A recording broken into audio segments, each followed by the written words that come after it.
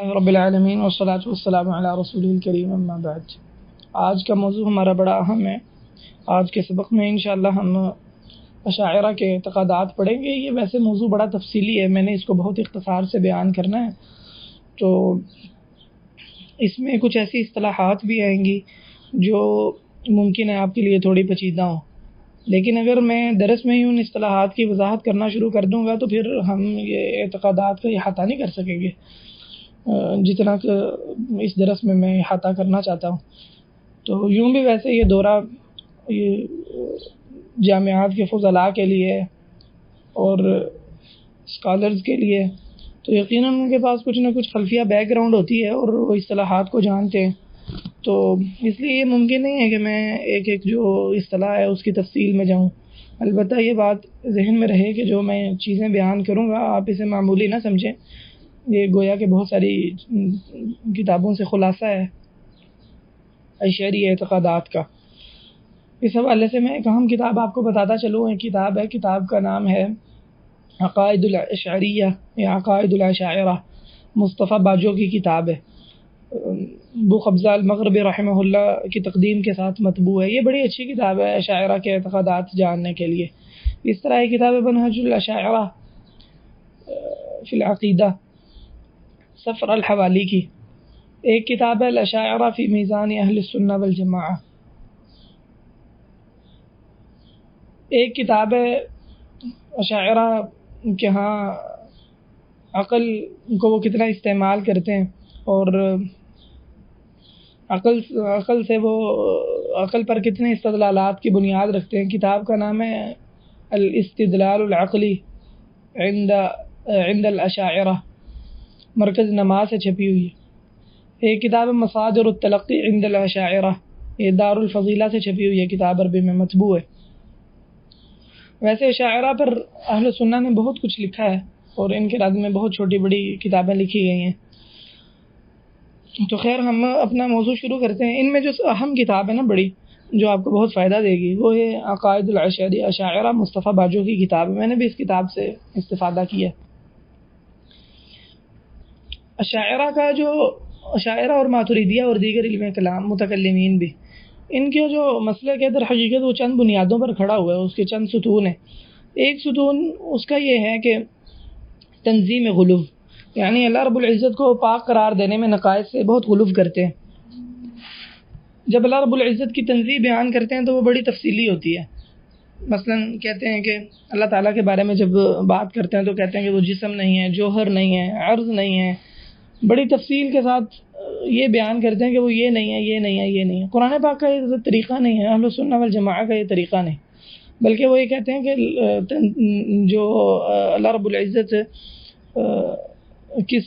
کی ایسی صفات ہے جن کی اللہ رب العزت سے نفی کی جاتی ہے، جن کو صفات سلبیہ بھی کہا جاتا ہے، وہ مجمل طور پر ہیں، اور وہاں اللہ تعالیٰ سے صفات کی نفی کی جاتی ہے جب وہ کسی کمال کو متضمن ہو، جیسے اللہ تعالیٰ نے فرمایا لا تأخذہ سنۃ ولا نوم، وگرنہ شریعت کا طریقہ یہ ہے کہ اس میں اثبات مفصل ہے، نفی مجمل ہے۔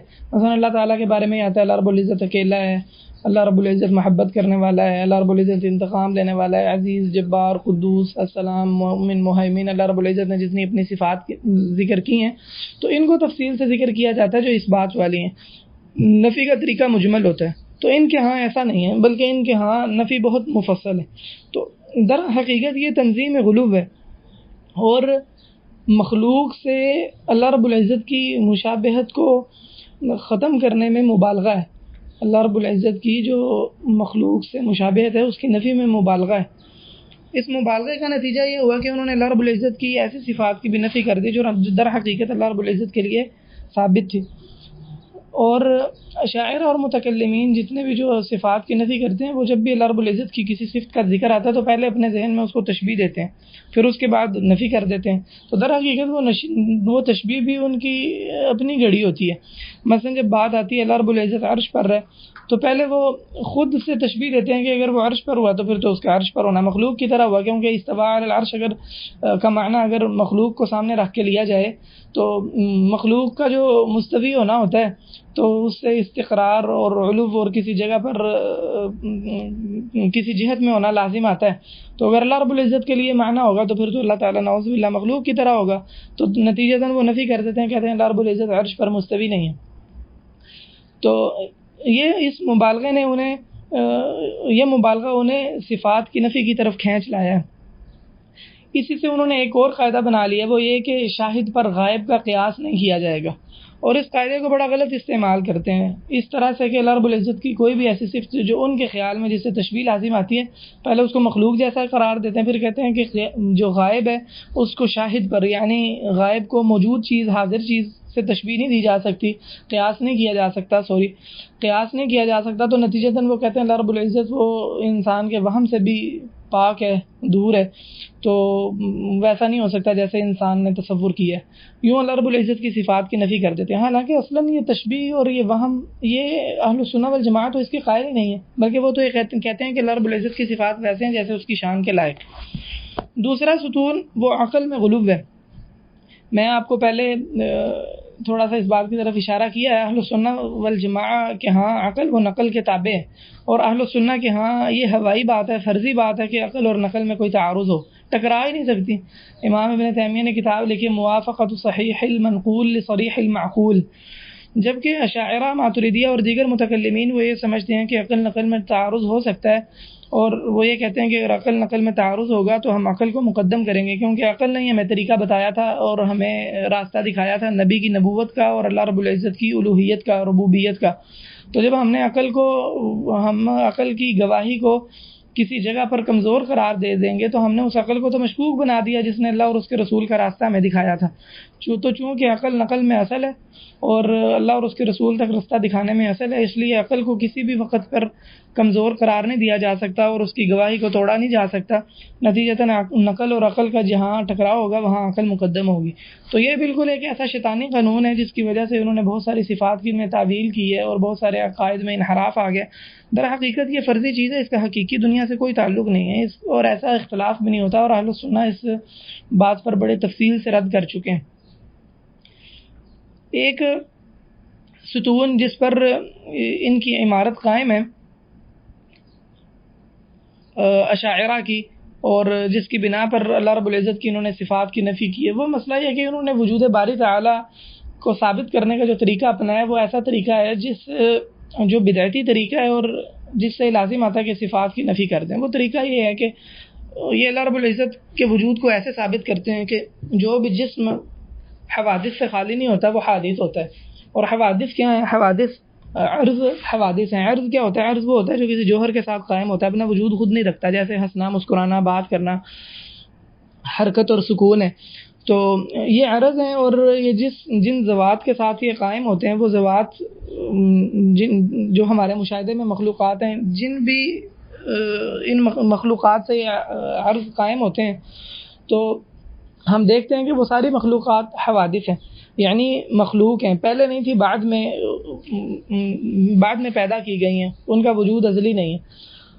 تو اس قاعدے سے جب انہوں نے اللہ رب العزت کا اس بات کیا اور یہ نتیجہ نکالا ہے کہ غائب کا چونکہ شاہد پر قیاس بھی نہیں کیا جا سکتا، تو انہوں نے کہا اللہ رب العزت وہ ایسے نہیں ہو سکتا کہ اللہ رب العزت کی جو صفات ہیں ان میں کوئی تجدد ہوتا ہو اور ایسے ہو کہ وہ ایک کے بعد دوسری ہو.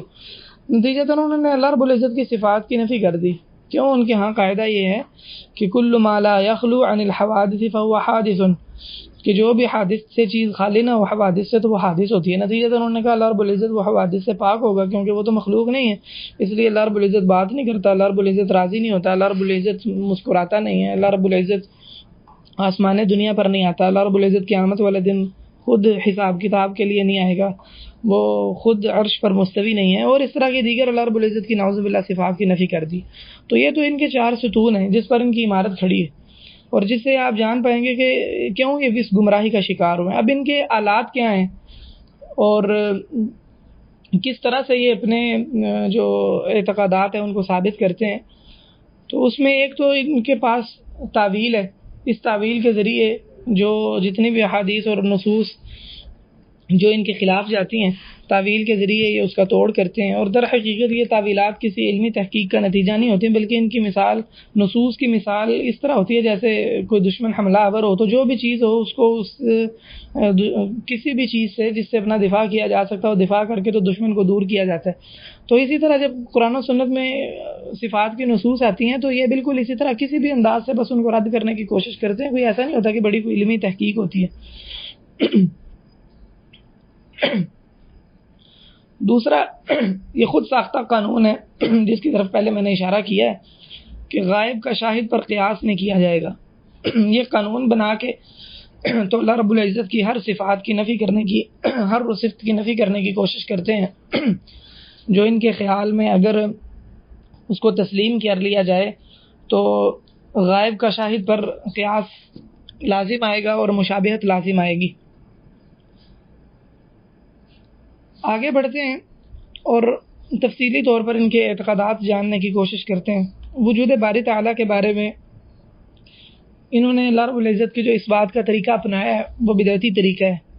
تقریباً 8 طریقے ہیں اللہ رب العزت کے اس بات کے متکلمین کے ہاں، اور وہ 8 کے 8 طریقے اہل السنہ کے طریقہ کار نہیں ہے، نہ قرآن و سنت میں وہ طریقہ کار بتایا گیا ہے، اگرچہ وہ طریقہ ٹھیک اپنی جگہ ٹھیک ہے لیکن اس میں تطویل ہے، جیسا کہ شیخ الاسلام ابن تیمیہ رحمہ اللہ فرماتے ہیں، اور بہت ساری حشو چیزیں، زائد چیزیں جن کی ضرورت نہیں تھی، اور ایسے راستے کو پیچیدہ کر دیا ہے۔ اللہ تعالیٰ کو ثابت کرنا، اللہ تعالیٰ کے وجود کو ثابت کرنا اس سے کہیں آسان ہے جو متکلمین کا طریقہ ہے، بلکہ اللہ رب العزت کی معرفت وہ فطری ہے نفوس میں، اس کا انکار وہ اپنی فطرت سے ضد لیے اور اپنی فطرت سے بغاوت کیے بغیر اللہ رب العزت کا انکار کسی سے صادر نہیں ہوتا۔ تو ان میں سے ہم ایک طریقہ ذکر کریں گے، اس طریقے کی طرف میں نے اشارہ بھی کیا ہے، وہ طریقہ یہ ہے الاجسام لا تخلو عن الحوادث وکل ما لا یخلو عن الحوادث فهو حادث۔ اسی قاعدے قانون کے ذریعے اللہ رب العزت کی صفات کی نفی کی گئی ہے۔ المواقف، اس میں المواقف صفحہ نمبر 45 میں لکھا گیا ہے کہ یہی طریقہ، اسی طریقے کو بنیاد بنا کر اللہ رب العزت کے وجود کو ثابت کیا گیا ہے۔ ابو الحسن العامدی وہ اس طریقے کو کمزور سمجھتے تھے۔ اس طرح کے میں کچھ حوالے آپ کو بتاؤں گا جو الزامی جواب دینے کے لیے آپ کے پاس رہیں گے، اچھے حوالے ہوں گے، اور آپ جان سکیں گے کہ خود متکلمین بھی بعض جگہ اس طرح کی چیزوں سے اختلاف کرتے ہیں، تو صرف اہل السنہ والجماعہ ان کا رد نہیں کرتے، بلکہ خود متکلمین بھی بعض اوقات ان کے دلائل سے نالاں اور شکوہ کرنے والے ہوتے ہیں کہ یہ ہمارا طریقہ کار صحیح نہیں ہے۔ تو اس طریقے کے بارے میں ابو الحسن العامدی جو بہت بڑے متکلم تھے، غالباً 632 ہجری میں ان کی وفات ہوئی ہے، انہوں نے اس مسلک کو غایۃ المرام صفحہ نمبر 165 پر ضعیف قرار دیا ہے، کہا ہے یہ طریقہ کار صحیح نہیں ہے۔ تو بہرحال وجود باری تعالیٰ کے بارے میں اشاعرہ کا اللہ تعالیٰ کو ثابت کرنے میں جو طریقہ ہے وہ خالص بدعتی ہے، اور اسی طریقے کی وجہ سے انہوں نے صفات کی نفی کی۔ سب سے پہلا انسان پر واجب کیا ہوتا ہے، اس بارے میں متکلمین کا اشاعرہ کا اختلاف ہے۔ کہا گیا ہے کہ سب سے پہلا واجب وہ معرفت ہے، یعنی اللہ تعالیٰ کی معرفت حاصل کرنا۔ المواقف صفحہ نمبر 32 میں ہے کہ زیادہ لوگوں کا یہی قول ہے۔ بعض اشاعرہ کا موقف یہ ہے کہ سب سے پہلی چیز جو انسان پر واجب ہوتی ہے وہ ایسا غور و فکر کرنا ہے جو انسان کو معرفت تک پہنچا دے، جیسا کہ السنوسی نے شرح الکبریٰ صفحہ نمبر 11 میں ذکر کیا ہے۔ بعض نے کہا ہے کہ غور و فکر کا ارادہ کرنا یہ پہلا واجب ہے انسان پر، یہ الاشارہ صفحہ نمبر 181 میں ابو اسحاق شرازی نے ذکر کیا ہے۔ تحفۃ المرید میں باجوری نے ان سب اقوال کو جمع کر دیا ہے۔ انہوں نے کہا ہے کہ اگر مقصود کے اعتبار سے دیکھیں تو پہلا واجب معرفت ہے، اگر قریب کا وسیلہ دیکھیں، ذریعہ دیکھیں تو وہ غور و فکر کرنا ہے، اور اگر دور کا وسیلے کا اعتبار کریں تو پہلا واجب وہ غور و فکر کا ارادہ کرنا ہے۔ بعض نے بہت مبالغہ کیا، بعض نے کہا انسان پر سب سے پہلا واجب وہ شک ہے کہ انسان ہر چیز میں پہلے شک کرے گا، وہ شک ہوگا تو غور و فکر کرے گا نا، تو سب سے پہلا واجب انسان پر یہ ہوا کہ وہ اللہ کی ذات کے بارے میں شک کرے، پھر اس کے بعد شک کرنے کے بعد پھر دوسرا واجب ہوا کہ وہ ارادہ کرے غور و فکر کا، پھر تیسرا واجب یہ ہوا کہ وہ غور و فکر کرے، پھر چوتھا واجب یہ ہوا کہ وہ معرفت حاصل کرے۔ نعوذ باللہ، تو یہ خام خواہ ایسے تطویل ہے اور یہ کوئی درست اعتقاد نہیں ہے۔ اور ابو جعفر السمنانی جو حنفی تھے لیکن اشعری تھے، اور ان کو ابو بکر باقلانی کہا کرتے تھے، تم مومن آل فرعون ہو، یعنی پورے اشاعرہ کی جماعت میں تم، احناف کی جماعت میں تم اکیلے اشعری ہو، وگرنہ احناف تو ماتریدی ہوتے ہیں اکثر۔ تو یہ کہا کرتے تھے کہ یہ اعتزال کے بقایا حصوں میں سے ہے ہمارے مسلک میں، اور یہ حقیقت ہے۔ جو معتزلہ ہیں ان کا یہ عقیدہ ہے۔ قاضی عبد الجبار حمدانی معتزلی، جن کی کتاب المغنی بہت بڑی، اور الاصول الخمسہ اور دیگر معتزلہ کے حوالے سے انہوں نے بڑی کتابیں لکھی ہیں، تو شافعی تھے، معتزلی تھے۔ وہ کہتے ہیں انسان پر پہلا واجب وہ غور و فکر کرنا ہے۔ تو یہ عقیدہ صحیح نہیں ہے۔ انشاءاللہ ہم ان عقائد کا رد بھی کریں گے۔ آپ یہ نہ سمجھیں کہ بس اعتقادات بتائے جا رہے ہیں تو ان کا رد کدھر ہے، انشاءاللہ ان کا رد بھی آئے گا۔ تو ویسے مختصر بات یہ کہ دیکھیں نبی صلی اللہ علیہ وسلم نے قرآن پاک میں کبھی انسان کو اس طرف نہیں بلایا۔ انسان میں جو قرآن پاک میں جو غور و فکر کی دعوت دی گئی وہ اللہ تعالیٰ کی نشانیوں پر ہے، اور وہ اس طرز کا غور و فکر نہیں ہے۔ متکلمین جب یہ بولتے ہیں، خاص کر متاخرین اشاعرہ جب یہ بولتے ہیں تو ان کی مراد ہوتی ہے وہ غور و فکر کہ جواہر اور عرض میں پہلے فرق جانیں، پھر یہ جانیں کہ اجسام وہ جواہر سے مرکب ہیں، پھر یہ جانیں کہ جو جواہر ہیں وہ عرض سے خالی نہیں ہوتے، اور عرض جو ہے وہ دو زمانے باقی نہیں رہتا، اور عرض وہ حادث ہے، اور جو حادث سے خالی نہ ہو وہ حادث ہوتا ہے۔ تو نتیجہ یہ ہوا کہ مخلوق حادث ہے۔ تو یہ ان کی مراد غور و فکر سے اس انداز کا غور و فکر ہے، اگرچہ جو متکلمین شاعر ہیں وہ اس سے یہ مراد نہیں، ان میں سے بعض غور و فکر سے یہ مراد نہیں لیتے۔ تو قرآن پاک میں یہ اسلوب نہیں۔ قرآن پاک میں تو انبیاء کو یہ کہا گیا کہ آپ لا الہ الا اللہ کی دعوت دیں۔ نبی صلی اللہ علیہ وسلم صحابہ کرام کو بھیجتے تو کہتے اول ما تدعوہم الیہ شہادۃ ان لا الہ الا اللہ، پہلی جس چیز کی دعوت دینی ہے وہ یہ ہے کہ لوگوں کو کہنا اللہ کے علاوہ کوئی سچا معبود نہیں، اس بات کی گواہی دیں۔ تو خیر یہ ان کا اعتقاد، ان کا طرز عمل اور ان کا یہ عقیدہ غلط ہے کہ انسان پر پہلا واجب معرفت یا نظر یا شک ہے۔ اگلے مسئلے کی طرف چلتے ہیں، وہ ہے مقلد کا ایمان۔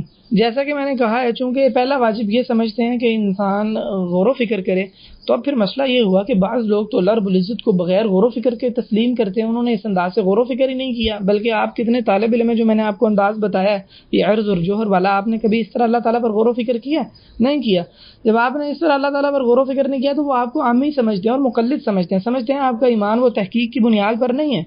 تو جب آپ کا ایمان تحقیق کی بنیاد پر نہیں تو اعتقاد میں تو تقلید قبول نہیں ہوتی متکلمین کے ہاں۔ تو اب یہ مسئلہ بڑا خطرناک ہے۔ چونکہ یہ مسئلہ خطرناک ہے اس لیے بعض نے تو کہا ہے کہ جو مقلد ہے، جو ایمان لانے میں مقلد ہے اور اس نے اس انداز سے غور و فکر نہیں کیا تو وہ کافر ہے، نعوذ باللہ۔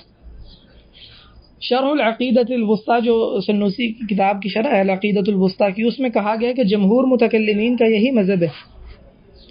تو انہوں نے ایمان کے صحیح ہونے میں وہ تحقیق کو اور اس غور و فکر کو جو ان کا خود ساختہ ہے ایمان کی صحت میں شرط بنا دی ہے، اور بعض نے تو اس میں بڑی سختی کی ہے۔ قرافی رحمہ اللہ جو مالکی تھے، اشعری تھے، انہوں نے بعض مشائخ سے نقل کیا ہے، کہتے ہیں کہ شریعت نے اس معاملے میں بڑی تشدید کی ہے، اور چونکہ معاملہ اللہ تعالیٰ کی ذات سے متعلق ہے، اعتقادات سے متعلق ہے، تو اس بارے میں ذرا سی بھی سستی وہ قابل قبول نہیں، بلکہ اس سے بھی زیادہ مبالغہ کیا۔ کہتے ہیں کہ بعض مشائخ نے یہ کہا ہے کہ جو عورت عقل کی کمزور ہوتی ہے اور کسی دور دراز علاقے میں رہنے والی ہوتی ہے، شریعت نے تو اس کو بھی معاف نہیں کیا، اس پر بھی شریعت نے لازم قرار دیا کہ وہ اس انداز سے غور و فکر کرے، بلکہ کہا ہے کہ جو شخص اس انداز سے غور و فکر نہیں کرتا اس میں گویا نفاق کا کوئی حصہ باقی ہوتا ہے، اور یہ ان لوگوں میں سے ہوگا جو قبر میں کہیں گے ہاں لا ادری کہ مجھے نہیں پتا میرا رب کون ہے، نعوذ باللہ۔ ایک عالم ہے محمد شقرون، یہ بھی متکلم ہے غالباً، ان کو یہ بات پسند نہیں آئی، متکلمین کا یہ موقف پسند نہیں آیا، تو انہوں نے اس کے رد میں ایک کتاب لکھی ہے، کتاب کا نام ہے الجیش والکمین لقتال من کفر عامۃ المسلمین۔ اس میں انہوں نے اس بات کا رد کیا ہے اور کہا ہے کہ جو یہ کہتا ہے کہ مقلد کا ایمان صحیح نہیں ہے وہ کافر ہے، اس نے بڑی غلط بات کی ہے۔ تو یہ اس متکلمین کے اس عقیدے کے رد میں ہے کتاب۔ بعض اشاعرہ نے یہ کہا ہے کہ جو مقلد ہے وہ مومن تو ہے لیکن نافرمان ہے، یہ عبد القاہر البغدادی نے اصول الدین میں نقل کی ہے بات۔ بعض نے کہا ہے کہ مومن ہے اور نافرمان تب ہوگا جب اس کے پاس اس طرح کے غور و فکر کی اہلیت تھی لیکن اس نے کیا نہیں۔ بعض نے کہا ہے کہ وہ مومن ہے اور یہ غور و فکر بس کمال کی شرط ہے، ایمان کی صحت کی شرط نہیں ہے۔ یہ فخر الدین رازی جو تفسیر کبیر والے ہیں ان کا یہ موقف ہے۔ تو صحیح بات یہ کہ مقلد کا ایمان صحیح ہے، اہل السنہ والجماعہ کا عقیدہ یہ نہیں ہے کہ مقلد کا ایمان صحیح نہیں ہے۔ ہمارے ایک اہل حدیث عالم، بہت بڑے محدث، فقیہ، علامہ، الحجہ، المدقق، المحقق حافظ محمد گوندلوی رحمہ اللہ نے اس ایمان کے مسئلے پر ایک کتاب بھی لکھی ہے جو مطبوع ہے، الگ سے بھی مطبوع ہے، اور اب 3 جلدوں میں حافظ محمد گوندلوی رحمہ اللہ کے جو عربی رسائل چھپے ہیں، مجموعۃ الرسائل العقدیہ والاصولیہ غالباً نام ہے مجموعے کا، حافظ ہمارے بھائی حافظ شاہد رفیق حافظہ اللہ کی تحقیق سے، تو اس میں بھی یہ رسالہ موجود ہے۔ آگے چلتے ہیں، آگے ہے عقل میں غلو۔ اہل سنہ کے ہاں عقل کی خاص حد ہے، عقل اس سے تجاوز نہیں کرتی۔ متکلمین نے اس میں غلو کیا ہے، اور اس باب میں غلو کی بنا پر بہت ساری گمراہیوں کا شکار ہوئے ہیں، اور جب عقل نقل میں تعارض آتا ہے، جیسے میں پیچھے بات بتا بھی چکا ہوں، تو وہ عقل کو مقدم کرتے ہیں۔ السنوسی شرح ام البراہین میں، یعنی جو ان کا عقیدہ العقیدۃ الصغریٰ، اسی کو ام البراہین بھی کہا جاتا ہے، اس کی شرح میں کہتے ہیں کفر کے 6 اصول ہیں۔ پھر آگے چل کے کہتے ہیں ایک اصل کیا ہے، کہتے ہیں وَالتَّمَسُّكُ بِمُجَرَّدِ ظَوَاهِرِ الْكِتَابِ وَالسُّنَّةِ مِنْ غَيْرِ عَرْضِهَا عَلَى الْبَرَاهِينِ الْعَقْلِيَّةِ وَالْقَوَاطِعِ الشَّرْعِيَّةِ۔ تو کہتے ہیں کہ کفر کے اصولوں میں سے ایک اصل یہ ہے کہ قرآن و سنت کا جو ظاہر ہے نا، اس کو عقلی براہین پر پیش کیے بغیر مضبوطی سے تھام لیا جائے۔ نعوذ باللہ ثم نعوذ باللہ۔ ساوی جو مشہور ہیں مالکی عالم ہیں، انہوں نے جلالین پر حاشیہ لکھا ہے، انہوں نے بھی اپنی کتاب میں نعوذ باللہ ایک جگہ یہ بات کہی ہے کہ قرآن پاک اور احادیث کا ظاہر پکڑنا یہ کفر کے اصولوں میں سے ہے۔ اس بات کا اہل سنہ والجماعہ نے بڑا پرزور رد کیا ہے، جس میں ایک اضواء البیان کے مؤلف علامہ امین شنقیطی رحمہ اللہ ہے، انہوں نے سورہ کہف میں ساوی کی اس بات کا بڑا اچھے انداز سے رد کیا ہے۔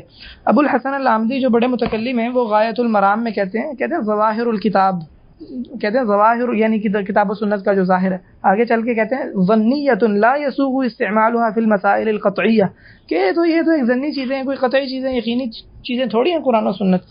تو کہتے ہیں ان کا استعمال کرنا وہ قطعی مسائل میں، قطعی مسائل سے کیا مراد ہے، یعنی اعتقادات، تو کہتے ہیں ان کو قطعی مسائل میں استعمال کرنا، یعنی عقیدے میں استعمال کرنا قرآن و سنت کو یہ جائز نہیں۔ آپ دیکھیں کوئی مسلمان اس کی جسارت کر سکتا ہے، تو اسی لیے اہل سنہ کا جو ان سے اختلاف ہے نا، یہ صرف لفظی اختلاف نہیں ہے، کوئی معمولی اختلاف نہیں ہے، حقیقت میں یہ بہت بڑا اختلاف ہے، اور ہم پٹتے ہیں الحاد کو، بے دینی کو۔ حقیقت میں ان لوگوں نے راستہ دیا ہے الحاد اور بے دینی کو، بلکہ آپ دیکھیں کہ جو اتنی واضح واضح باتیں یہ امام راضی کو پسند نہیں آئیں، اور ان کی آنکھیں ٹھنڈی نہیں ہو رہی تھیں ان باتوں کو پڑھ کے جو ان کے متکلمین اصحاب نے لکھی ہیں، تو انہوں نے چاہا کہ وہ اس سے بھی زیادہ مضبوط وار کریں قرآن و سنت پر، تو انہوں نے ایک ایسے کلہاڑے سے وار کیا جس کے بعد قرآن و سنت میں جو تھوڑی بہت گنجائش تھی کہیں پہ ضنی احتجاج کی بھی، وہ بھی ختم ہو گئی۔ راضی نے اپنی کتاب المطالب العالیہ میں کہا ہے کہ جو قرآن و سنت یا جو نقل ہے، اس نقل پر اعتماد وہ درست نہیں، اور نہ ہی یہ قطعیت کا فائدہ دیتی ہیں۔ کہتے ہیں اس کی وجہ یہ ہے کہ کوئی بھی جو منقول چیز ہوتی ہے، قرآن و سنت کی جو نصوص ہیں، ان کا معنی جاننے کے لیے ہمیں 10 چیزیں ضروری ہوتی ہیں۔ ایک یہ کہ فلانے لفظ کا معنی عربی زبان میں واقعی حقیقی طور پر وہی ہے، پھر وہ مجاز تو نہیں، پھر کوئی حذف تو نہیں ہے، اور وغیرہ وغیرہ، اس طرح 10 شروط نقل کی ہیں۔ اب وہ 10 شروط کبھی کسی لفظ میں پوری نہیں ہوتی، جب وہ پوری نہیں ہوتی تو معنی یہ ہے قرآن و سنت حجت نہیں۔ اور راضی نے اپنی تفسیر کبیر میں واضح طور پر لکھا ہے اور اشکال اٹھایا ہے کہ قرآن و سنت تو اللہ تعالیٰ پر احتجاج کرنے کے بارے میں صحیح نہیں ہے، تو اللہ تعالیٰ نے جو فرمایا ذالک الکتاب لا ریب فیہ ھدی للمتقین، تو جب قرآن پاک اللہ رب العزت کی ذات کے لیے ہدایت نہیں، تو پھر باقی چیزوں میں کیا ہدایت ہوا؟ یہ اشکال لکھا ہے، پھر اس کا پھسا سا جواب دیا ہے، نعوذ باللہ۔ تو یہ متکلمین ہیں جنہوں نے قرآن و سنت کا ان کی کوئی قداست باقی نہیں چھوڑی، اور ہر طرح سے کوشش کی ہے کہ قرآن و سنت کو بالکل دور ہی رکھا جائے اعتقادات سے، نعوذ باللہ۔ تو وقت کی قلت کی وجہ سے میں نے آپ کو 2-3 حوالے بتائے ہیں، اس پر حوالے بہت زیادہ ہیں، ہر متکلمین کی جو کتابیں عقیدے پر، ان میں آپ کو اس طرح کے جملے مل جائیں گے، نعوذ باللہ۔ جوینی، ابو المعالی الجوینی جو بہت بڑے متکلم ہیں، انہوں نے اپنی کتاب الشامل میں جب حدیث نزول پر کلام کیا ہے کہ اللہ رب العزت وہ آسمان دنیا پر نازل ہوتے ہیں، تو وہاں کہتے ہیں کہ مفہوم بات کا کہتے ہیں راوی بسا اوقات ثقہ ہوتے ہیں، لیکن اس کے باوجود، بلکہ حدیث متواتر ہوتی ہے، لیکن اس کے باوجود وہ غلط ہو سکتی ہے، کیونکہ جو عقلی دلائل ہیں وہ تو بڑے مضبوط ہیں، ٹھوس ہیں، ان میں تو کوئی شک نہیں، لیکن جو منقول چیز ہوتی ہے وہ بے شک متواتر ہو، اس میں شک تو ہو سکتا ہے۔ اسی طرح اساس التقدیس میں راضی نے بھی یہی بات کی ہے۔ ہاں یہ الگ بات ہے کہ بعض مسائل میں یہ عقیدے کے نقل سے دلیل بھی لیتے ہیں، جیسے جنت و جہنم کا مسئلہ ہے، رویت کا مسئلہ ہے، عذاب قبر کا مسئلہ ہے، اور اس طرح دیگر بعض مسائل ہیں. لیکن اللہ رب العزت کی جو صفات، ربوبیت، الوہیت وغیرہ کے مسائل ہیں، ان میں قرآن و سنت سے بالکل دلیل پکڑنے کو درست نہیں سمجھتے، بس ان کو ویسے ذکر کیا جاتا ہے. اس لیے آپ جب ان کی کتابوں میں قرآن و سنت کے دلائل دیکھیں تو اسے پریشان نہ ہو، اور یہ نہ سمجھیں کہ یہ قرآن و سنت پر اپنے اعتقاد کی بنیاد رکھتے ہیں. وہ بس ویسے ہی ذکر کرتے ہیں تقیہ کے طور پر، دوسروں کو خوش کرنے کے لیے، وگرنہ ان کے نزدیک ان دلائل سے کوئی ہدایت حاصل نہیں ہوتی، نہ ہی عقیدے کے باب میں حجت اور دلیل ہے. آگے چلتے ہیں. اللہ رب العزت کی صفات سبعہ جو حیات، علم، ارادہ، قدرت، سمع، بصر اور کلام ہے، اس کے بارے میں اشاعرہ کا کیا موقف ہے؟ اشاعرہ اس کے بارے میں یہ عقیدہ رکھتے ہیں کہ اللہ رب العزت کے لیے یہ ساتوں صفات ثابت ہیں، لیکن ان ساتوں صفات کو یہ اس طرح ثابت نہیں کرتے جیسے اہل السنہ ثابت کرتے ہیں. انہوں نے ان ساتوں صفات کے بارے میں کہا ہے کہ اللہ رب العزت کی یہ ساتوں صفات، ان ساتوں صفات میں وحدت ہے، اور یہ ساتوں صفات قدیم ہے اور یہ معدوم نہیں ہو سکتی. وحدت کا کیا معنی ہے؟ وحدت کا معنی یہ ہے کہ ان میں تجدد نہیں ہے. میں آپ کو مثال سے بتاتا ہوں. وحدت کا معنی یہ ہے کہ جس اللہ رب العزت کے ارادے سے نوح علیہ الصلاۃ والسلام نبی بنے، اللہ رب العزت کے اسی ارادے سے فرعون کافر ہوا. جس ارادے سے قابیل نے حابیل کو قتل کیا، اسی ارادے سے حابیل نے قابیل کو یہ کہا کہ تم مجھے قتل بھی کر دو تو میں تمہیں معاف کر دوں گا. یہ مطلب ہے وحدت کا. یعنی یہ نہیں ہے کہ اللہ رب العزت کا اس کام کے لیے ارادہ ہو رہا ہے، اس کام کے لیے اللہ رب العزت کا ارادہ ہو رہا ہے، بلکہ اللہ رب العزت کا ارادہ وہ ایک ہی ہے. اور قدیم کا معنی کیا ہے؟ قدیم کا معنی بھی تقریباً وحدت کی طرف لوٹتا ہے. مطلب یہ ہے کہ اس میں تجدد نہیں، یعنی اللہ تعالیٰ نے ازل سے ہی ارادہ کیا ہے. ایسا نہیں ہے کہ اللہ رب العزت وہ اس جو ازل سے ارادہ کیا گیا ہے، اللہ رب العزت اس ازل کے ارادے کی بجائے جب چاہے اللہ رب العزت ارادہ کرتا ہے. مثلا اللہ رب العزت نے اگر یہ ارادہ کیا ہے کہ وہ نبی علیہ الصلاۃ والسلام کو نبی بنائے گا تو یہ ارادہ ازل سے ہے، اس کی کوئی ابتدا نہیں ہے. اور حقیقت میں یہ قرآن و سنت کے بالکل منافی ہے. اللہ رب العزت فرماتے ہیں کہ انما قولنا لشیء اذا اردناه، جب ہم کسی چیز کا ارادہ کرتے ہیں تو ہمارا کہنا یہ ہوتا ہے کن فیکون، کن کہتے ہیں تو وہ ہو جاتی ہے.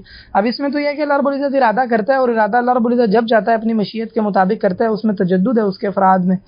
تو وہ یہ سمجھتے ہیں کہ اگر ہم ایسے کہیں گے پھر تو حوادث لازم آئیں گے اللہ رب العزت کی ذات میں. جب حوادث لازم آئیں گے تو ہم نے تو اس طرح مخلوق کو نہ ثابت کیا تھا مخلوق کا، تو اس طرح تو پھر یہ ہوگا کہ اللہ رب العزت بھی نعوذ باللہ مخلوق ہے، تو چلو صفایا اللہ رب العزت کی صفات کا نعوذ باللہ. تو وہ اللہ رب العزت کو اس لیے اللہ رب العزت کی صفات سبعہ میں کوئی تجدد نہیں سمجھتے. یہ نہیں کہتے کہ ایک کے بعد دوسری ہے، اور یہ بالکل قرآن و سنت کے منافی ہے. انشاءاللہ تفصیل سے اس کا رد بھی آئے گا آگے. تو یہ جو اللہ رب العزت کی ان صفات میں وحدت قرار دیتے ہیں، در حقیقت کی اللہ رب العزت کا فرمانا قل هو اللہ احد کی غلط تشریح کی بنا پر ہے. یہ صرف اللہ کی ذات میں واحد اللہ تعالیٰ کو قرار نہیں دیتے، بلکہ اللہ تعالیٰ کو ہر چیز میں اللہ رب العزت کی جو صفات معنوی ہیں، جو ان کو صفات سبعہ بھی کہتے ہیں متکلمین، اس میں بھی اللہ رب العزت، ان صفات میں بھی اللہ رب العزت کی وحدت قرار دیتے ہیں، اور قل هو اللہ احد کی یہی تشریح کرتے ہیں. اسی لیے امام ابن تیمیہ رحمہ اللہ نے سورہ اخلاص کی تشریح پر الگ سے رسالہ لکھا ہے تاکہ متکلمین کی جو یہ تحریف ہے اس آیت میں، اس کا بطلان واضح کیا جا سکے. تو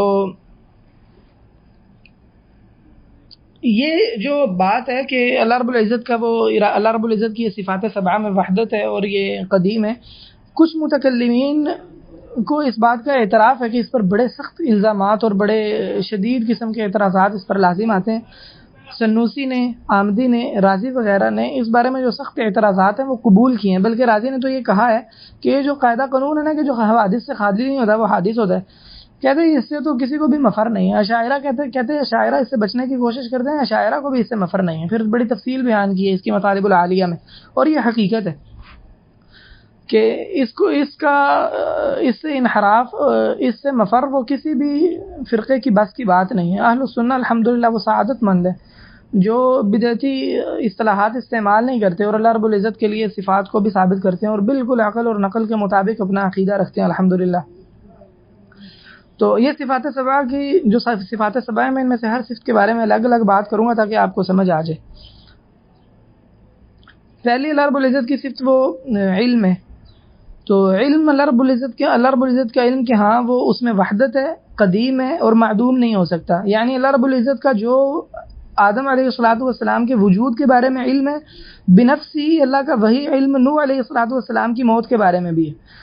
تو آمدی کہتے ہیں اللہ رب العزت کے علم کے بارے میں عالم بعلم واحد قائم بذاتہ قدیم ازلی متعلق بجمیع المتعلقات. غایۃ المرام صفحہ نمبر 74 کہ اللہ رب العزت ایک علم کے ساتھ عالم ہے جو اس کی ذات کے ساتھ قائم ہے، وہ علم قدیم ہے، ازلی ہے، اور وہ تمام متعلقات کے ساتھ متعلق ہے. اور یہ اہل السنہ والجماعہ کا عقیدہ نہیں ہے. اہل السنہ والجماعہ تو یہ سمجھتے ہیں کہ اللہ رب العزت کے علم کی کوئی انتہا نہیں ہے، اور اللہ رب العزت کا علم ایک سے کہیں زیادہ ہے، بے شمار ہے، اس کی کوئی انتہا ہی نہیں ہے. اللہ رب العزت کی معلومات کی بھی کوئی انتہا نہیں ہے. اور متکلمین کے ہاں اس علم کی دلیل کیا ہے جو انہوں نے اللہ رب العزت کے لیے ثابت کیا ہے، وہ عقل ہے.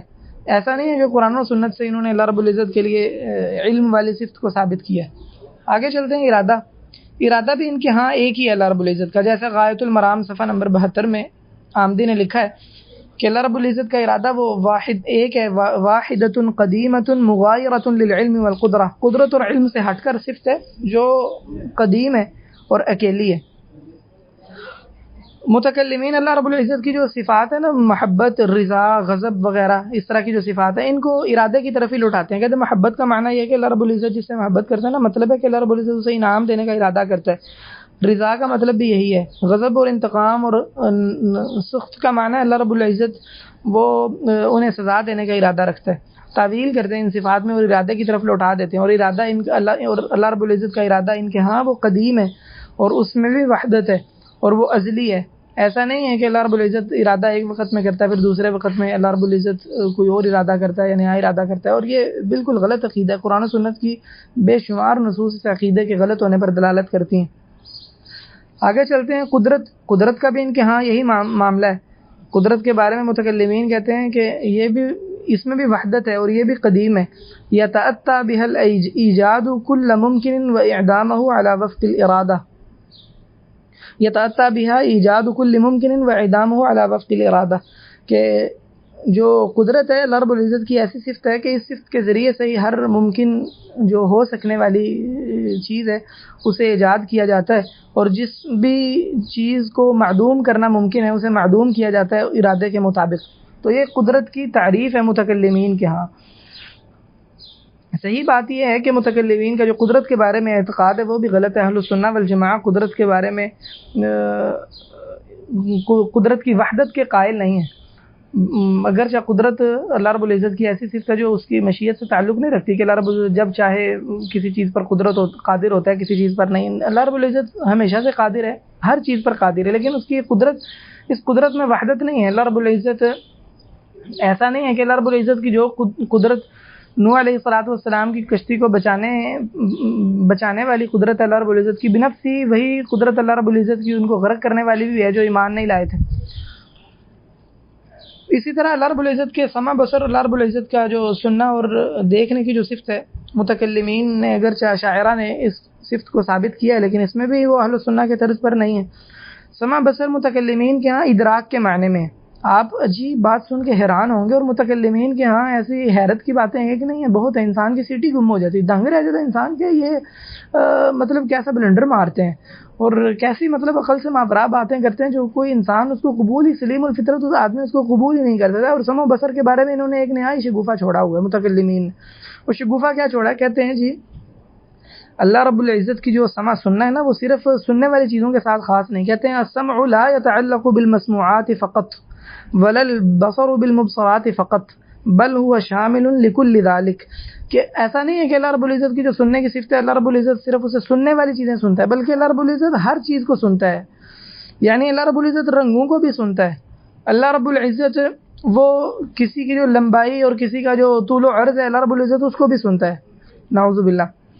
اور یہ جو میں نے لفظ آپ کو بتائے، لفظ متکلمین کے اپنے الفاظ ہیں.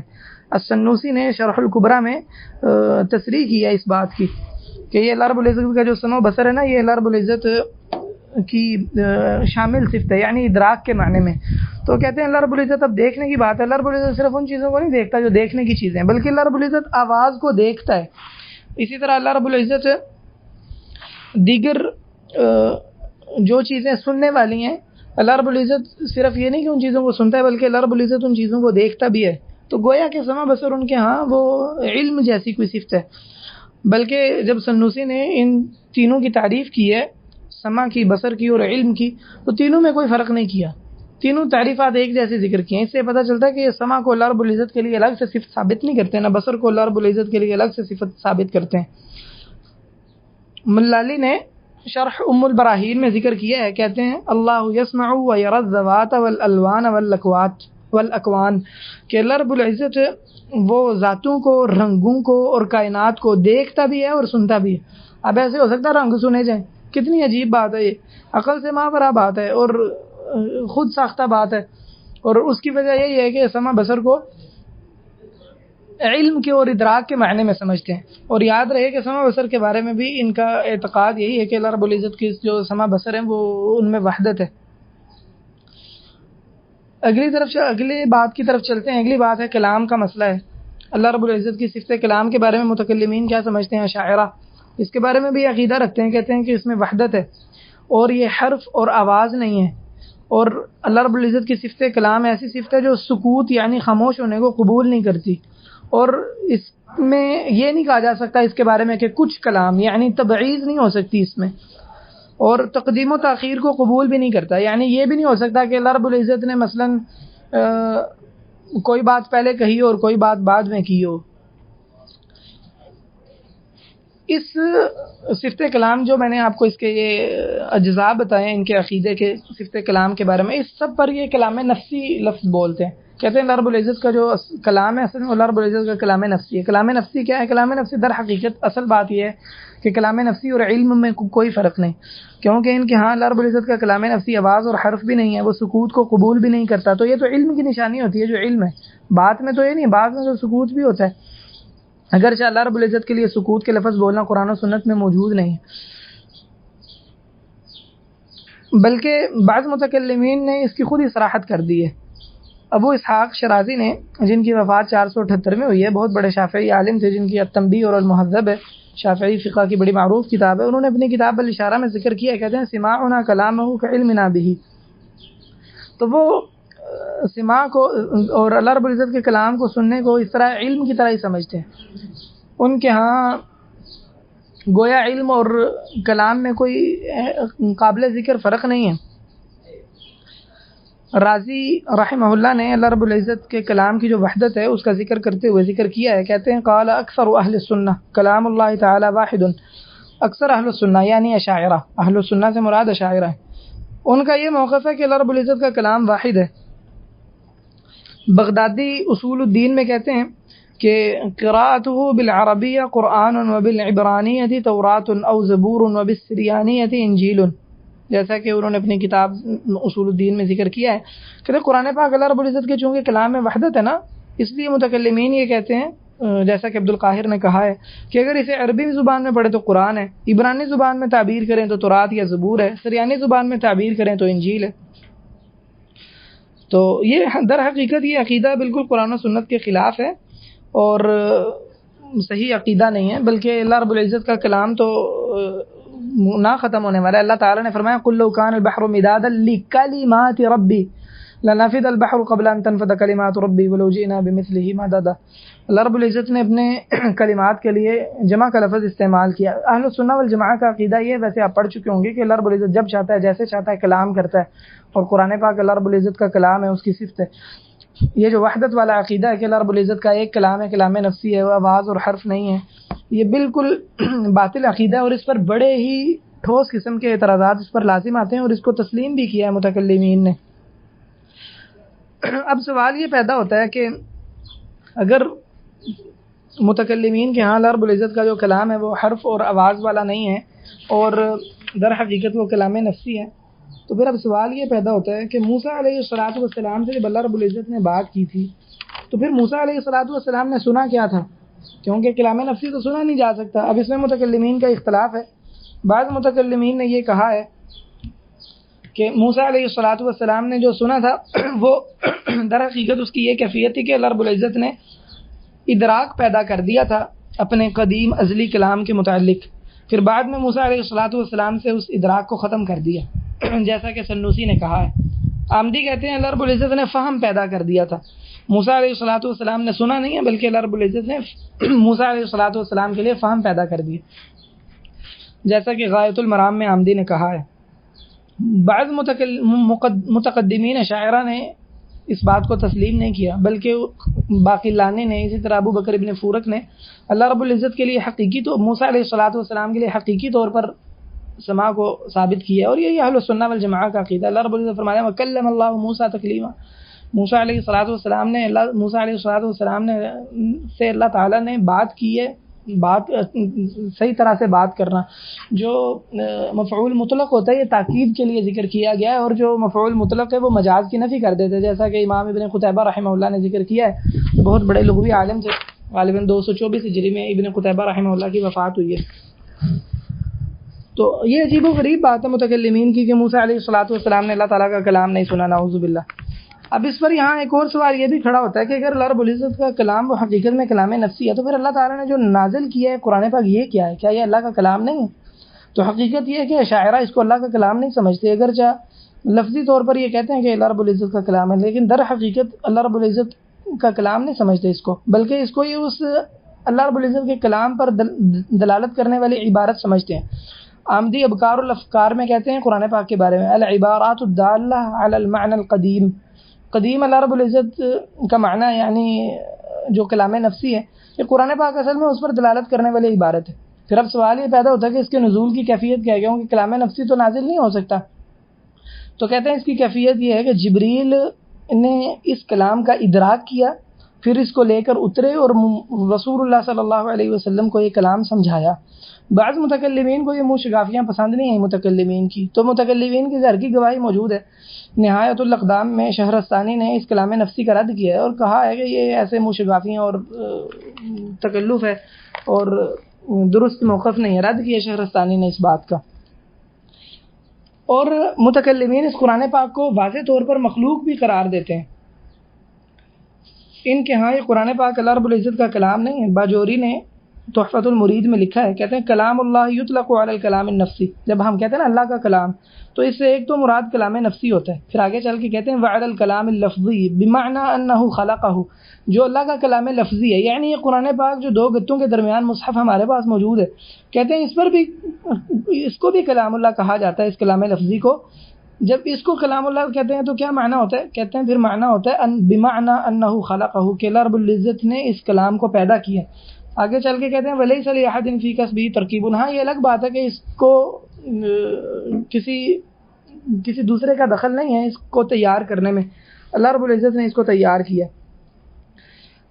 کچھ متکلمین نے اس بات سے اختلاف بھی کیا ہے، جیسے عبد القاہر البغدادی ہیں اور ابو بکر الباقلانی ہیں۔ یہ بات میں آپ کو بتا چکا ہوں کہ جو متکلمین اشاعرہ ہیں در حقیقت وہ متاخرین اشاعرہ سے بہتر ہیں، اور ان کے ہاں بہرحال صفات کے اس بات کا دائرہ وہ متاخرین اشاعرہ کی بنسبت بہت بہتر ہے۔ اس سے آپ یہ سمجھ جائیں گے کہ یہ جو قرآن پاک کے مخلوق ہونے کا مسئلہ معتزلہ کی طرف مشہور ہے، تو در حقیقت معتزلہ کا اور جو اشاعرہ ان کا اس پر اتفاق ہے، اس میں ان کا کوئی اختلاف نہیں کہ جو ہمارے ہاتھ میں موجود قرآن پاک ہے اللہ تعالیٰ کی مخلوق ہے۔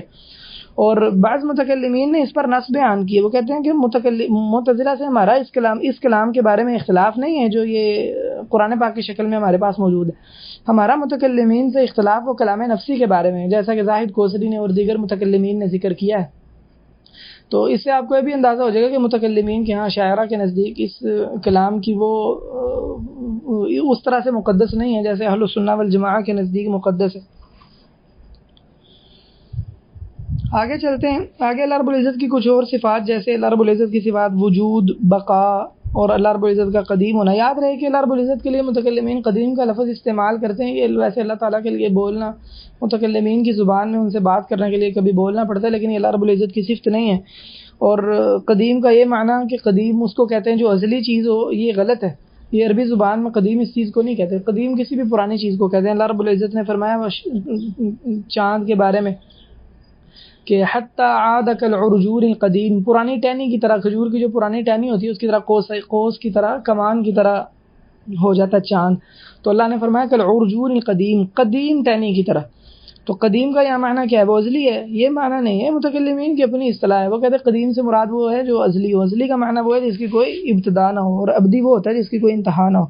تو خیر اللہ رب العزت کی صفات وجود، بقا، قدم، ادراک وغیرہ میں متکلمین کا اختلاف ہے، لیکن چونکہ وہ صلب المسائل میں سے نہیں ہے اس لیے اس کو تفصیل سے میں ذکر نہیں کر رہا. آگے چلتے ہیں.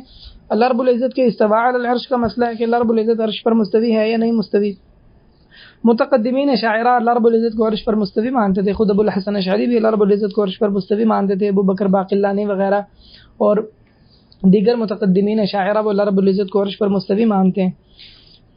لیکن متاخرین اشاعرہ وہ اللہ رب العزت کو عرش پر مستوی نہیں مانتے. اور میں پیچھے بتا چکا ہوں کہ جوینی نے، ابو المعالی الجوینی نے 438 ہجری میں ان کی وفات ہوئی ہے، بڑے پرزور طریقے سے استواء علی العرش میں تعویل کی اور اس کی نفی کی. اور یہ اس کی تعویل کیسے کرتے ہیں؟ یہ استوا کو استولا کے معنی میں لیتے ہیں، یعنی استیلاء کے معنی میں، غلبے کے معنی میں. بعض اہل علم نے کہا یہ اسی طرح جیسے حطۃ میں حنطۃ کو بنا دیا تھا نا یہودیوں نے، نون کا اضافہ کر دیا تھا، اسی طرح اللہ تعالیٰ نے تو استوا کہا تھا، ان ظالموں نے اس میں لام کا اضافہ کر دیا، استوا کو استولا کر دیا، استولا علی العرش، نعوذ باللہ. تو یہ اللہ رب العزت کے عرش پر ہونا اہل سنہ کا اتفاقی عقیدہ ہے، اور اہل سنہ نے اس بارے میں بڑی سخت بات کی ہے. اور متکلمین استوا کے بارے میں یہ سمجھتے ہیں تفصیلی طور پر ان کا عقیدہ یہ کہ اللہ رب العزت عرش پر مستوی نہیں ہے، اللہ رب العزت فوق یعنی اوپر والی جہت میں نہیں ہے. اللہ رب العزت کے بارے میں یہ سوال نہیں کیا جا سکتا کہ اللہ رب العزت کہاں ہے. حالانکہ یہ سوال صحیح حدیث سے ثابت ہے. نبی صلی اللہ علیہ وسلم نے لونڈی سے سوال کیا تھا این اللہ، اللہ کہاں ہے؟ اس نے آسمان کی طرف اشارہ کیا تو نبی صلی اللہ علیہ وسلم نے فرمایا اس کو آزاد کر دو، یہ مومنہ ہے لونڈی. لیکن متکلمین اللہ رب العزت کے بارے میں یہ سوال کرنا جائز نہیں سمجھتے. وہ کہتے ہیں اللہ رب العزت کے بارے میں، اور آپ میری بات سن کے حیران ہوں گے اور اس سے آپ کو پتہ چلے گا کہ در حقیقت متکلمین کے ہاں اللہ تعالیٰ کا کوئی وجود نہیں ہے، اگرچہ وہ منہ سے یہ نہیں کہتے اور یہ عقیدہ بھی نہیں رکھتے، بات سیدھی سی ہے. لیکن جو اللہ رب العزت کی وہ صفات بتاتے ہیں در حقیقت وہ معدوم چیز کی صفات ہیں جو موجود ہی نہیں ہوتی. کہتے ہیں لا داخل العالم ولا خارجہ، نہ کائنات کے اندر ہے نہ کائنات کے باہر ہے، نہ وہ کائنات سے مماس ہے اور نہ کائنات سے مباین ہے، یعنی وہ کائنات کو چھو بھی نہیں رہا. تو اللہ رب العزت وہ نہ تو مخلوق سے مماس ہے نہ مباین ہے، یعنی نہ تو مخلوق سے ملاصق ہے اور نہ ہی الگ ہے، نہ اوپر والی جہت میں ہے نہ نیچے والی جہت میں ہے، نہ دائیں ہیں نہ بائیں ہیں. تو در حقیقت اور نہ اللہ رب العزت ہر جگہ ہے. اب آپ دیکھیں کہ یہ تو در حقیقت معدوم چیزوں کی صفات ہوتی ہے، نہ وہ کائنات کے اندر ہے نہ کائنات کے باہر ہے. اور یہ جو عقیدہ نا کہ اللہ رب العزت ہر جگہ ہے، یہ اشاعرہ کا عقیدہ نہیں ہے، ماتریدیہ کا بھی عقیدہ نہیں ہے، یہ جہمیہ کا عقیدہ ہے اور دیوبندیوں کا عقیدہ ہے. اشاعرہ جو متکلمین وغیرہ ہیں، اشاعرہ ماتریدیہ وغیرہ، وہ اللہ رب العزت کے لیے جائز نہیں سمجھتے کہ کہا جائے اللہ رب العزت ہر جگہ ہے. تو یہ دو انتہائیں ہیں، ایک وہ جو کہتے ہیں کسی جگہ بھی نہیں ہے، اور ایک وہ انتہا جو کہتے ہیں کہ اللہ رب العزت وہ ہر جگہ ہے، نعوذ باللہ. اہل سنہ والجماعہ یہ کہتے ہیں کہ اللہ رب العزت عرش پر مستوی ہے. اور اللہ رب العزت کا عرش پر ہونا یہ بہت عظیم الشان مسئلہ ہے. اس بارے میں ایک کتاب امام ذہبی کی العلو لعلی الغفار، اور جس میں بس منقولات ہیں بہت زیادہ سلف سے. اور دوسری کتاب الصواعق المرسلہ، دوسری کتاب غزو الجہمیہ والمعطلہ، امام ابن قیم رحمہ اللہ کی کتاب ہے. اس کا موضوع بھی العلو ہے، اللہ رب العزت کی صفت علو. جو متکلمین ہیں وہ اللہ رب العزت کے بارے میں جو علو کے لفظ آئے ہیں اس کو کہتے ہیں اس سے مراد علو المکانہ ہے، یعنی اللہ رب العزت کا مرتبہ بہت شاندار ہے. یہ معنی نہیں ہے کہ اللہ رب العزت علو والی جہت میں، فوق والی جہت میں. امام جوینی نے اپنی آخری عمر میں اس مسئلے سے واللہ عالم رجوع بھی کر لیا تھا. اللہ رب العزت کی جو صفات ہیں، دو ہاتھ اور چہرہ اور اسی طرح ساق پنڈلی کا ذکر آیا ہے، اسی طرح قدم کا ذکر آیا. متکلمین اس میں بھی اشاعرہ اس میں بھی تعویل کرتے ہیں، کہتے ہیں دو ہاتھوں سے پھر وہ کیا مراد لیتے ہیں؟ دو ہاتھوں سے وہ مراد لیتے ہیں قوت. بعض اوقات اس کی تعویل کرتے ہیں نعمت سے، بعض اوقات اس کی تعویل کرتے ہیں کسی چیز کے بارے میں خاص اہتمام کرنے سے. جو اللہ رب العزت کا چہرہ ہے اس سے مراد وجود لیتے ہیں، یا اللہ رب العزت کی ذات مراد لیتے ہیں. جو اللہ رب العزت کی آنکھیں ہیں اس سے مراد عنایت اور اہتمام مراد لیتے ہیں، یا پہرے داری مراد لیتے ہیں، یا علم مراد لیتے ہیں۔ آپ کو یہ تعویلات کہاں ملیں گی؟ آپ کوئی بھی جو تفسیر ہے متکلمین کی وہ اٹھا لیں، جیسے تفسیر رازی ہے مثلا، تو اس میں یہ آیت نکال لیں، جیسے اللہ رب العزت نے فرمایا خلقت بیدی آدم علیہ السلام کو، تو آپ کو یہاں وہاں یہ تعویلات مل جائیں گی۔ میں ان کے حوالے اس لیے ذکر نہیں کر رہا کہ یہ عام سی چیزیں ہیں، متکلمین کی آپ کو ہر کتاب میں یہ باتیں مل جائیں گی۔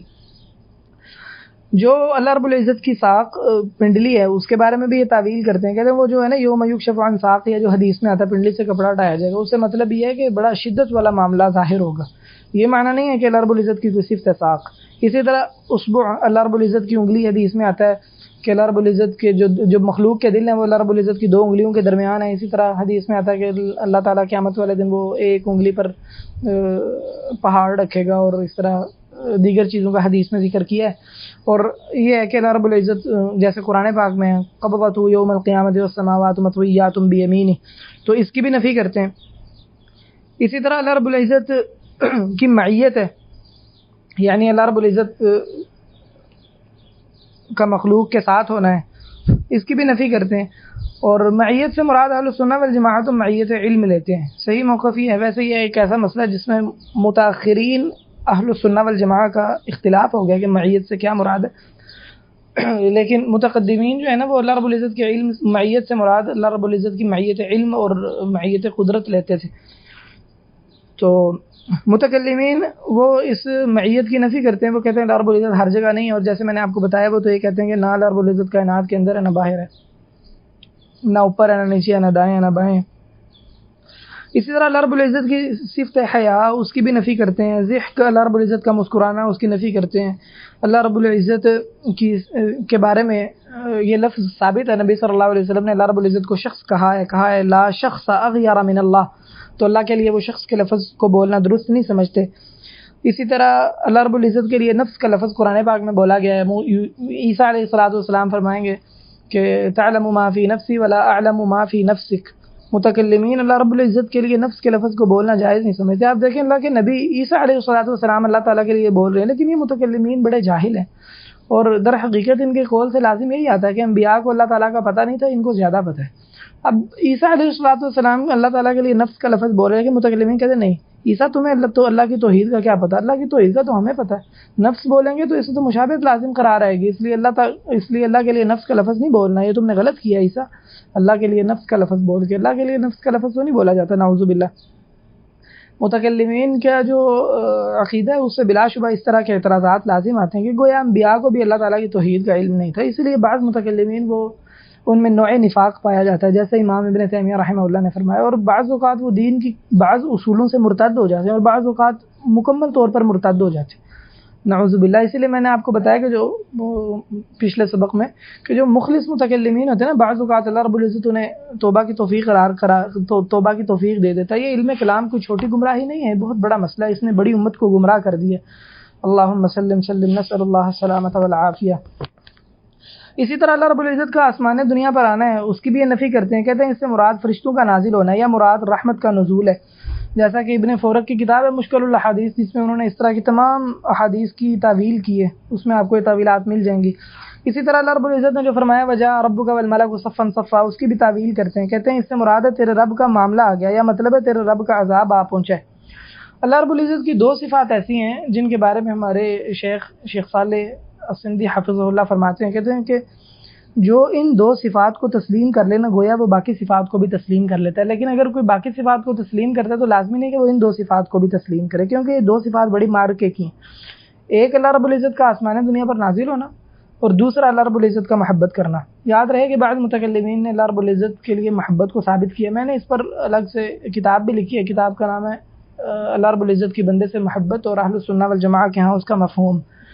تو لیکن اس محبت کے اس بات کے باوجود بھی بعض متکلمین باقی صفات میں اللہ رب العزت کی تعویل کرتے ہیں، جیسے راضی ہیں وہ اللہ رب العزت کے لیے محبت کو ثابت قرار دیتے ہیں، لیکن اس کے باوجود باقی بہت ساری صفات میں تعویل کرتے ہیں۔ ایمان کا مسئلہ ہے تو ایمان اشاعرہ کے نزدیک کیا ہے؟ ایمان اشاعرہ کے نزدیک دل کی تصدیق کا نام ہے۔ اے جی نے مواقف میں صفحہ نمبر 384 میں لکھا ہے کہ اکثر ائمہ کا یہی قول ہے۔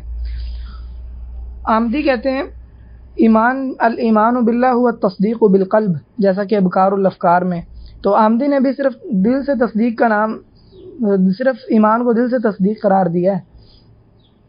اور ابو الحسن اشعری کی طرف بھی اسی قول کی نسبت کی جاتی ہے. اور بعض کہتے ہیں کہ ابو الحسن اشعری کا قول یہ تھا کہ ایمان معرفت کا نام ہے. اور اگر ابو الحسن اشعری کا یہ عقیدہ ہے کہ ایمان معرفت کا نام ہے تو در حقیقت یہ جہم بن صفوان کا لیا گیا عقیدہ ہے. جہم بن صفوان کا یہ موقف تھا کہ ایمان صرف وہ معرفت کا نام ہے. بعض اشاعرہ یہ کہتے ہیں کہ ایمان وہ تصدیق اور معرفت کا نام ہے. اہل السنہ والجماعہ کے نزدیک ایمان ایسا نہیں ہے. اہل السنہ والجماعہ کے نزدیک ایمان وہ دل سے تصدیق کا نام ہے، زبان سے اقرار کا نام ہے، اور اعضاء سے عمل کا نام ہے، جس میں دل کا عمل بھی شامل ہے. رہی بات کمی زیادتی کی تو متکلمین کا اس میں اختلاف ہے. اکثر اشاعرہ کے نزدیک ایمان کم زیادہ نہیں ہوتا.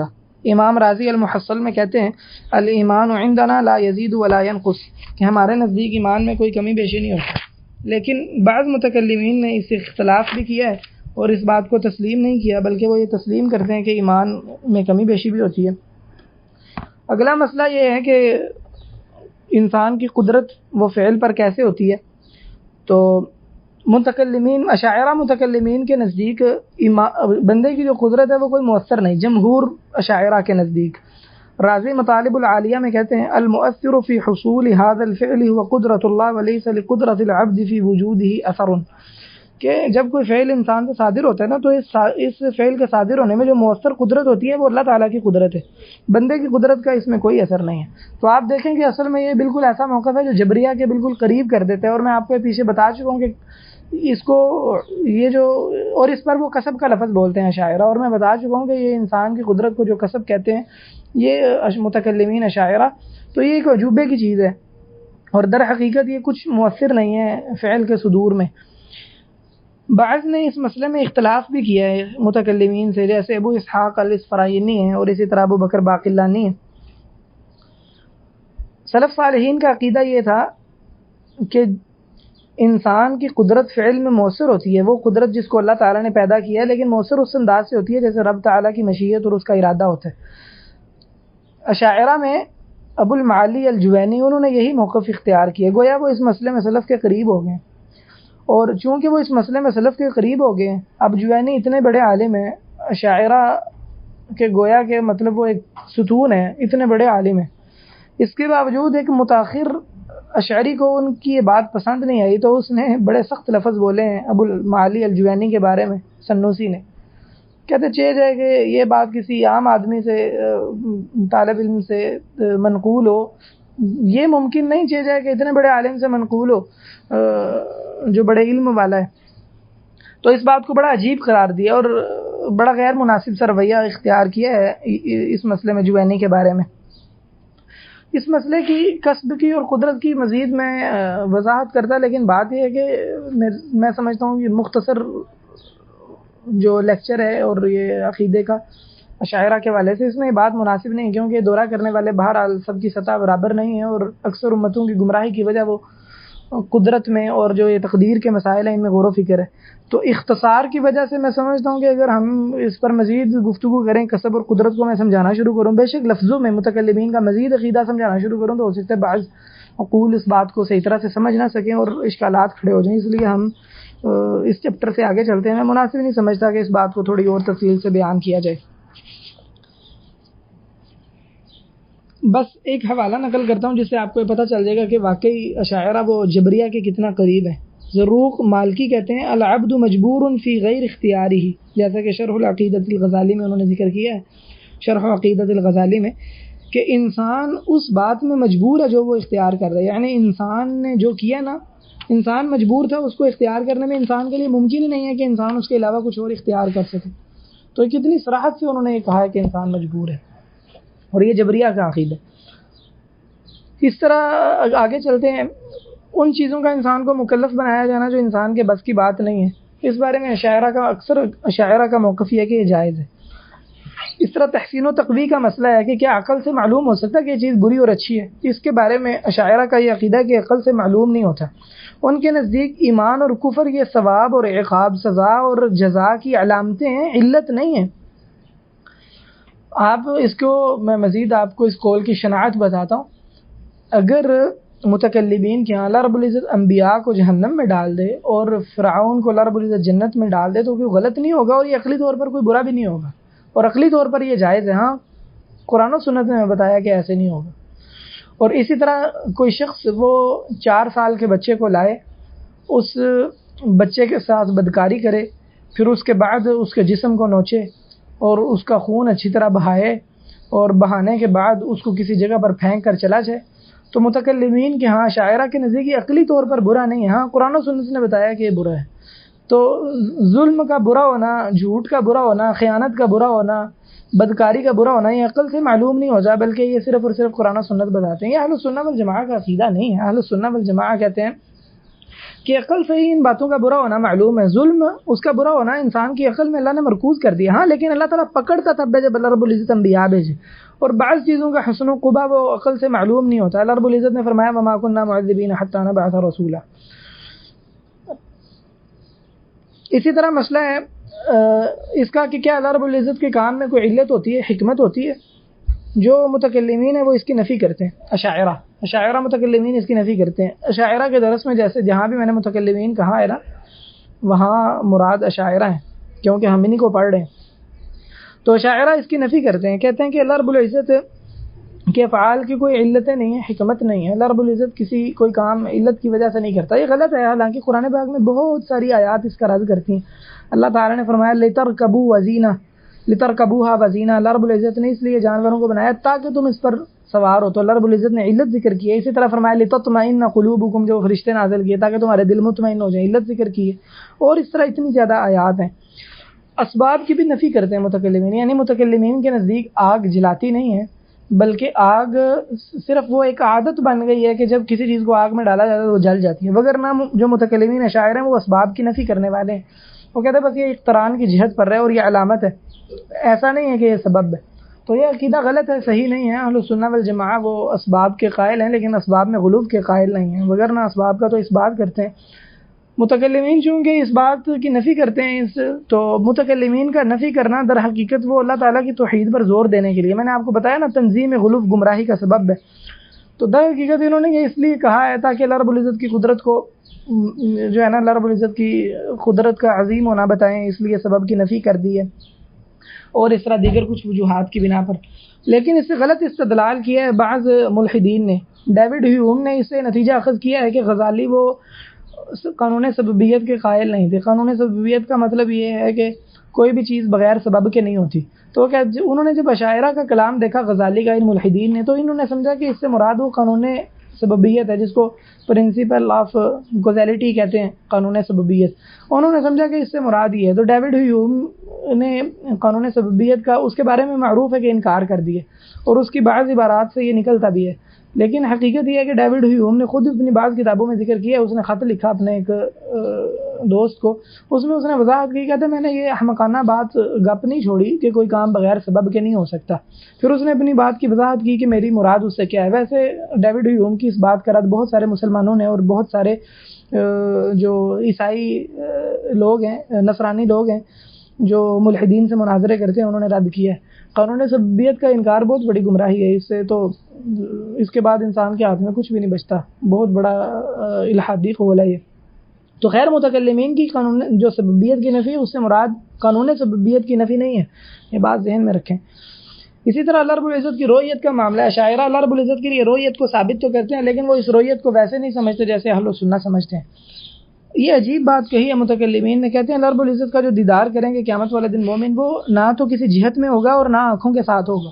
تو گویا پھر یہ تو ادراک ہوا نا، وگرنہ انسان جب کہیں دیکھے گا تو کسی طرف تو دیکھے گا ہی نا بھائی. ایسا تو نہیں ہے کہ انسان کسی طرف نہیں دیکھ رہا اور دیکھ بھی رہا ہے. مطلب یا دائیں دیکھے گا یا بائیں دیکھے گا، اوپر دیکھے گا، نیچے دیکھے گا، سامنے دیکھے گا، کہیں تو دیکھے گا نا بھائی. وہ کہتے ہیں یہ رویت کسی جہت میں ہے ہی نہیں. اور اگلی بات اس سے بھی عجیب ہے، آنکھوں کے ساتھ دیکھنا نہیں. پھر بھائی کیا ہوا؟ کہتے در حقیقت یہ رویت قلبیہ ہے، جیسا کہ راضی نے کہا ہے. اور بعض نے کہا در حقیقت یہ ادراک کی طرح. اب انہوں نے کیوں اس بات کی نفی کی ہے کہ آنکھوں کے ساتھ نہیں کہتے؟ کیونکہ اصل میں آنکھوں سے وہ شعاع نکلتی ہے نا جو مرئی دیکھی جانے والی چیز سے، جس کا جب تعلق جڑتا ہے تو انسان کو وہ چیز نظر آتی ہے. تو اللہ تعالیٰ کے ساتھ تو ایسے نہیں ہو سکتا، اس لیے انہوں نے نفی کر دی. تو یہ در حقیقت غلط قسم کی تشبیہات کا نتیجہ ہے جو اپنے ذہن سے انہوں نے گھاڑ لی، پھر اللہ رب العزت کی صفات کی نفی کی.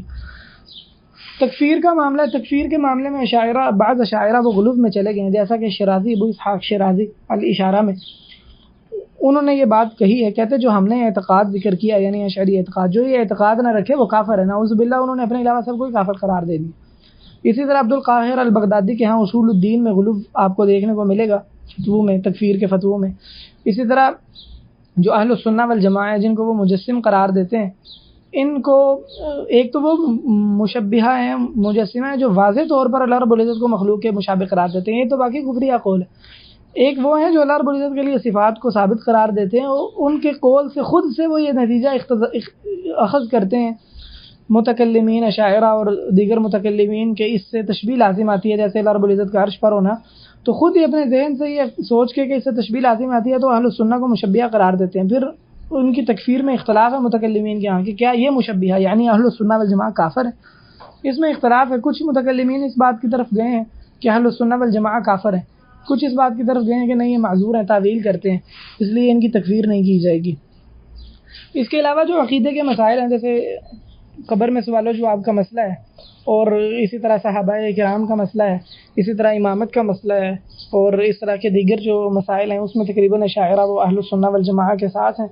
جو نبوت کے اس بات کا طریقہ کار ہے اور اس کی جو دلیل ہے، اس میں متکلمین کا کچھ اہل السنہ سے اختلاف ہے. وہ سمجھتے ہیں کہ نبوت کے اس بات کا طریقہ صرف وہ معجزہ ہے. اہل السنہ اس سے کچھ اختلاف کرتے ہیں. باقی تقریباً تفصیلات میں متکلمین اشاعرہ وہ اہل السنہ والجماعہ کے قریب ہیں، اس لیے ہم نے باقی اعتقادات ذکر نہیں کیے. تو یہاں بات میری مکمل ہو گئی جتنا میں بتانا چاہتا تھا. انشاءاللہ ہم اگلے سبق میں الماتریدیہ پڑھیں گے. تو اب آپ کے ذہن میں یہ بات آئے گی کہ یہ جو اعتقادات بتائیں ان کا رد، تو ان کا رد ہم انشاءاللہ جب متکلمین کا عقیدہ بتائیں گے تو وہاں انشاءاللہ ان کا رد بھی کریں گے مختصر طور پر. اس کی وجہ یہ ہے کہ یہاں اس لیے رد نہیں کیا کہ متکلمین ماتریدیہ جو ہیں تقریباً ان کے بھی اعتقادات وہ شاعرہ کے قریب ہیں. تو انشاءاللہ اگر ہمارے پاس وقت میسر ہوا تو ہم ضرور وہاں پر ان عقائد کا رد بھی کریں گے، بالکل اختصار کے ساتھ، ایک دو نصوص ذکر کر کے بس. اللہ رب العزت جو کچھ میں نے کہا ہے اس میں جو اچھی بات تھی، خیر والی بات تھی، اللہ رب العزت اس کو قبول فرمائے، اور بلا شبہ وہ اچھی بات اللہ تعالیٰ کی طرف سے. اور جو کوئی جہاں کہیں زبان پھسلی، کوئی غلط بات ہوئی یا کوئی تعلی والی بات تھی یا کوئی نفس کا حصہ تھا تو وہ اللہ رب العزت معاف فرمائے، بلا شبہ وہ میری طرف سے اور شیطان کی طرف سے. السلام علیکم ورحمۃ اللہ. رب العزت معاف فرمائے، بلا شبہ وہ میری طرف سے اور شیطان کی طرف سے. السلام علیکم ورحمۃ اللہ. رب العزت معاف فرمائے، بلا شبہ وہ میری طرف سے اور شیطان کی طرف سے. السلام علیکم ورحمۃ اللہ. رب العزت معاف فرمائے، بلا شبہ وہ میری طرف سے اور شیطان کی طرف سے. السلام علیکم ورحمۃ اللہ.